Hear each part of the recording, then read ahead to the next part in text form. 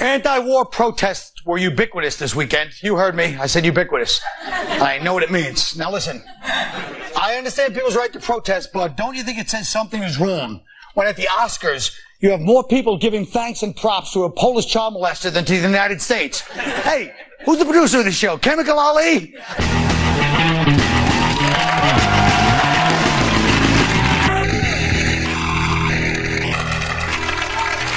Chemical Ali. Now listen, Mother always used to say to me, if you're not helping, you're in the way. So protests are obviously part of being American, but don't you think at a certain point when you see the majority's behind the thing, there's people coming out in body bags, maybe it's time to take it down a notch and say, okay, look, this is happening. I gotta switch my gears on this one. Now, Hood, as you know, right now they're arresting a lot of, they're rounding up a lot of Iraqi suspects, which of course brings the question, what the hell are you doing here? No, I'm just kidding. But look, are you wearing those sandals as a statement, by the way? Damn it. Now look. Yeah, really. No, but, what do you think? I know you have kind of a, different view than some people would have on this. By the way, Colin, I think it's a great idea to start off with poking a little stick at the sand monkey. Having said that, called you a sand monkey yet. Give it time. You know where I stand on this, which is I totally support the president. I think that when he says that Bush is the aggressor, he is right.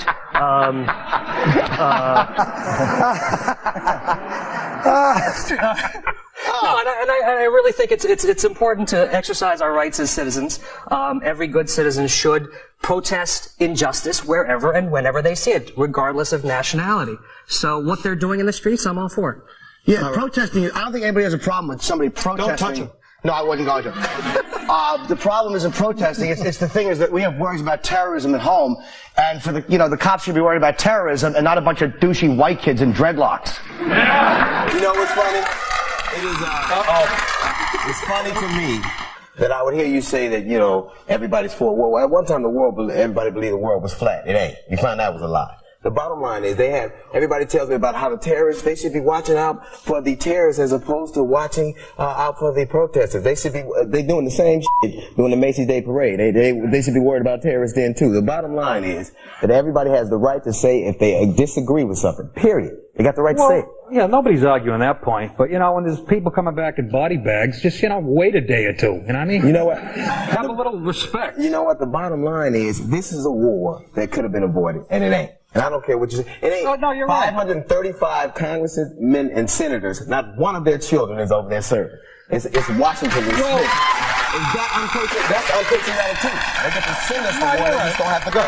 This war could have been avoided, and we can let, Saddam and his kids keep raping people systematically over there and, doing what they've been doing for the last 2 years. They did that during the Reagan and Bush administration, and we didn't say anything about it now, so 20 years later. Who didn't say anything about it? No one said anything about it. But aren't you allowed to change then? So we mess up then. What, you can't grow? Everybody's got to change. Look at it this way. What I'm saying is this. When people get up and they're going to say, I'm all for peace, we should stop killing, blah, blah, blah, but that's one of the contradictions of the world is that sometimes you have to fight for peace. That's the way it is. You know what I mean? You know what? And sometimes you have to really try for peace. You don't talk about I'm being diplomatic while I'm sending troops up here. Well, you don't say that. How about 12 years of trying? What have we done for 12 years? This country signed on to 1441. It was back in October? We've been talking about this for how long now? Yeah. North Korea. Well, we'll be there next. Don't worry about it. And you know what the bottom line is? And they deserve it too. It is funny to me because, we have a volunteer army right now. Right. And right now, and a lot of these kids go because they want the house for $1 and they get to go to college. Right. They didn't know that this was going to happen.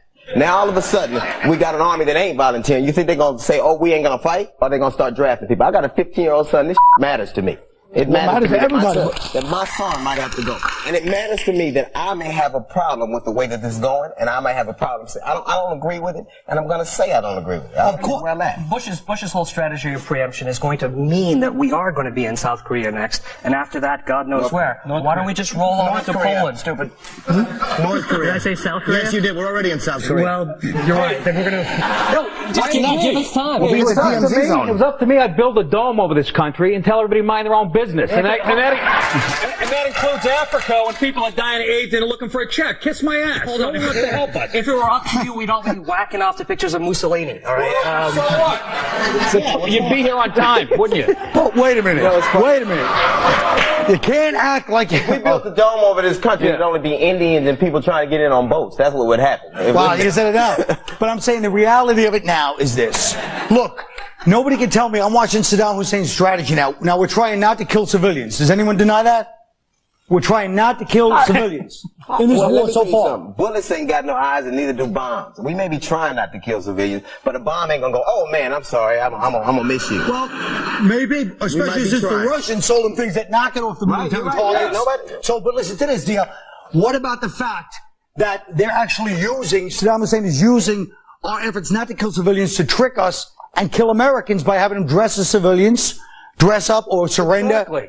They're using our rules against us. I think that is war is when you go to war. Right. If I'm fighting you, at that point I'm gonna say, F it, I'm trying to win. And all right. So you know what? Fair enough. What if we say that? That's right. We are saying it. We're not saying it. Absolutely. Let me tell you something. We have the country the population of that country is what, 20 million? 20 million. Who knows? It'll be about 3 million in another week. Right. You're absolutely right. You're absolutely right. Things go right. We're fighting them. We're fighting an antiquated army. We should kick their ass. That's right. Right. But don't expect that a man who's fighting in his own house is not going to do whatever he needs to or wants to win. It shouldn't be unexpected. Of course, but don't you think, have you ever seen a war where we're actually like trying to make it like pick up sticks? We're trying to avoid most of the people and just hit military targets? Telling them what we're going to do. We're actually going, look, we're going to drop a bomb there. You might not want to be. Every day. We tell them we drop leaflets in English. You think the vast majority of that country speaks English? They don't know pictures on them. They're not English. They just Somebody drop something in Arabic. I'd want some food. They are in Arabic. One of those pamphlets has a family of like people on a magic carpet just flying out of Baghdad like this. Hood, anything? No.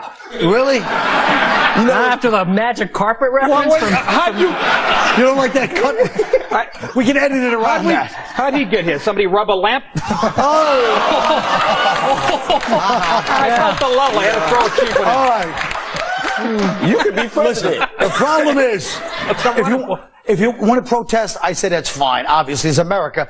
But if you're wrong, and it turns out they do have chemical weapons of mass destruction, then you should have to, like, step down, like when anybody's wrong. For 3 years, you should not be allowed to protest. We obviously know they have weapons because we sold them a majority of the chemical elements that they have. Right. So we know that they have them. The point isn't that they have them. It's that France has them, we have them, Israel has them, a lot of people have them. It's that they're going to use them or not. That's right. We're supposed to be going over there to keep us safe.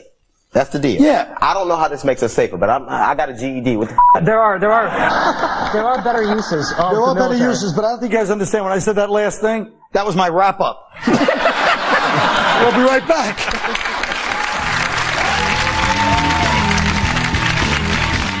Some people decided to get political at this year's thing. Let's take a look at this little footage.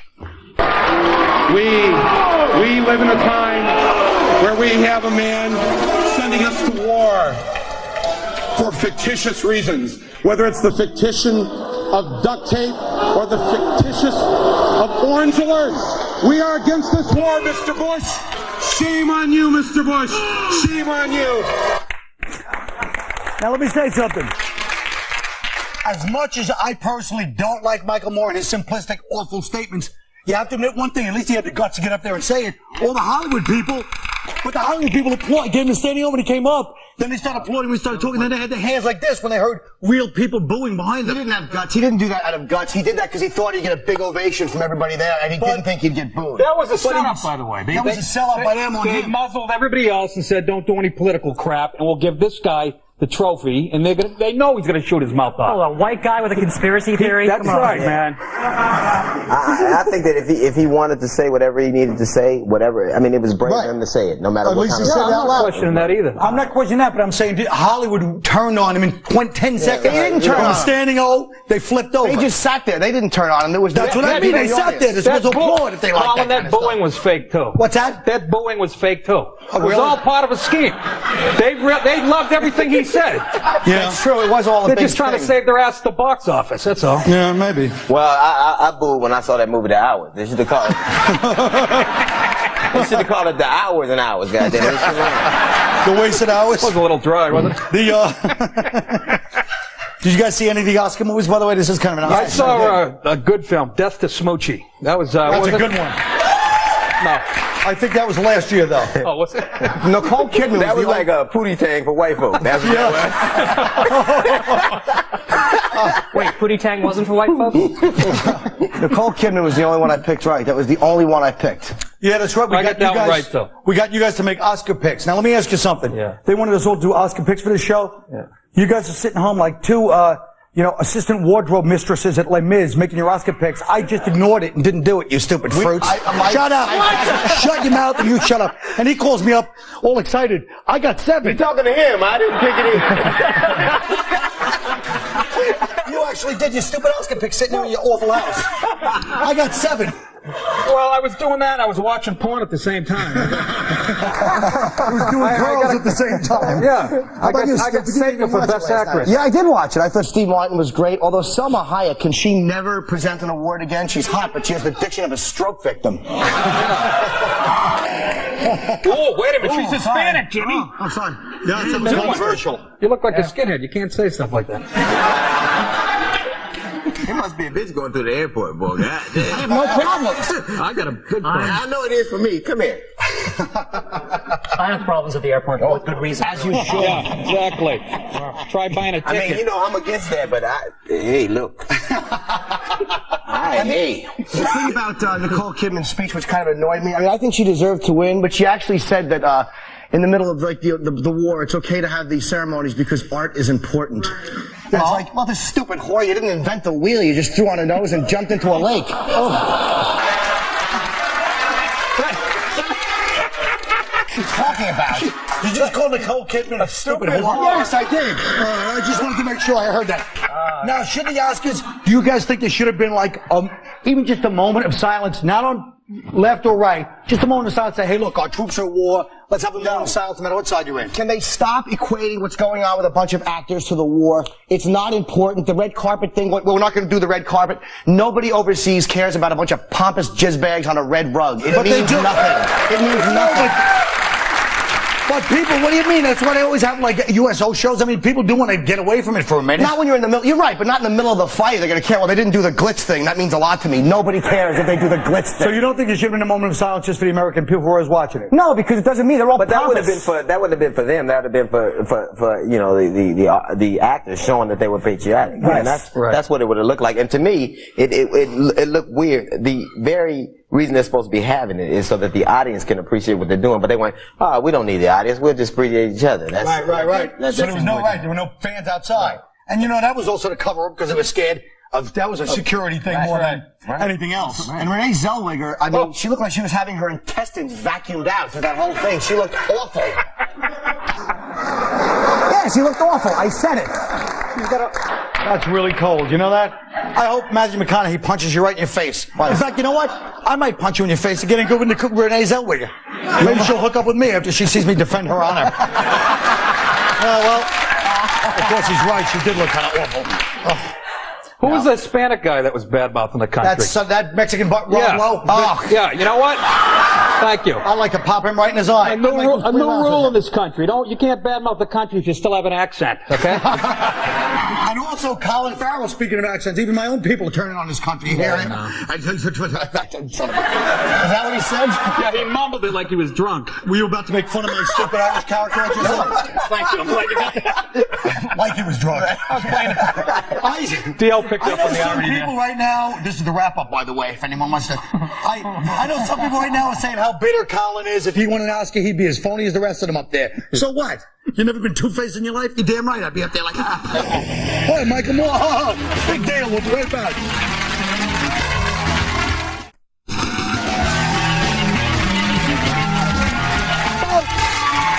Thank you, folks. As the war unfolds, just remember, there's a key difference between us and the people in the Middle East. They're fighting a jihad that could last thousands of years. We want to fight for 6 weeks and then buy the DVD. Now, I don't want to complain about the war coverage, but could the reporters dress any more casually? In World War II, the reporters had bow ties. War was formal. There's no casual D-Day. Nothing against Will Blitzer, but for the end of the world, he goes to TJ Maxx. Come on. Come on, folks. Nothing? Okay. Let's see how today's war stacks up against other wars. Damn it. Today, American soldiers are fighting for the right to sit back home and watch shows like My Big Fat Greek Life.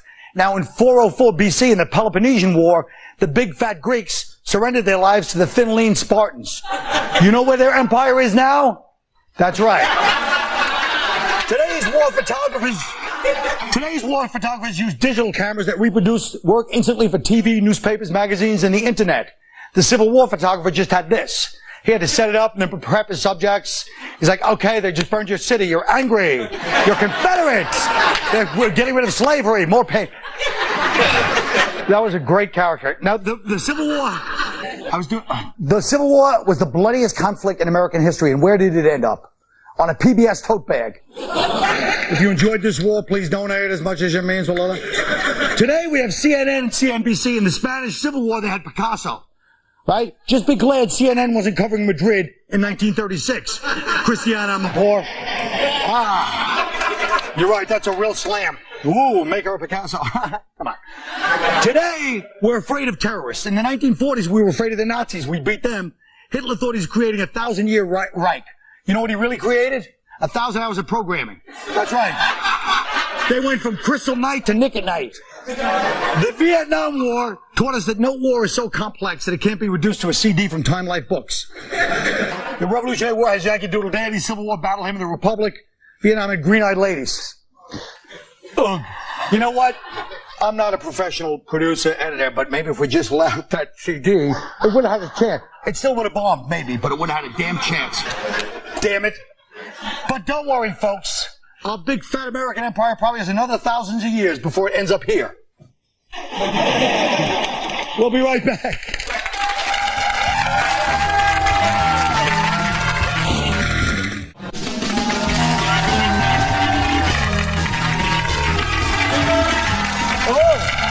You know, folks, the Academy Awards are a lot like the Middle East. They're unpredictable, explosive, and the Jews are in charge. How can we improve the Middle East? Well, we can't even improve the Oscars. So we asked our panel of experts to tell us how to make the Oscar broadcast better. Let's start with Nick and Paolo. Oh, that's funny.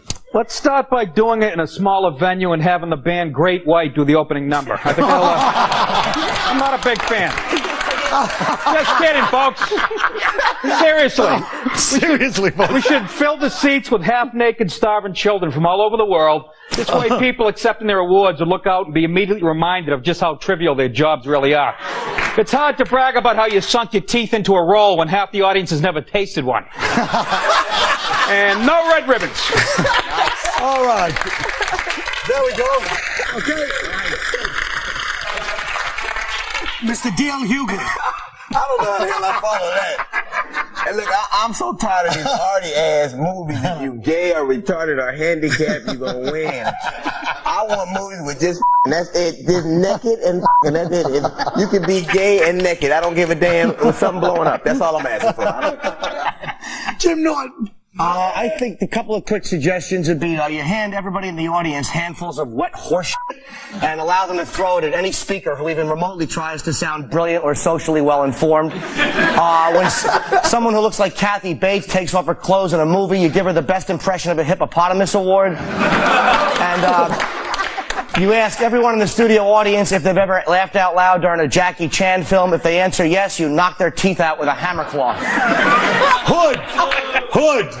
Well, I'd let Michael Moore host. But given that's never going to happen, I'll probably go with this. One, give the awards an international flair, and two, open it up to new talent. How do you hit both things?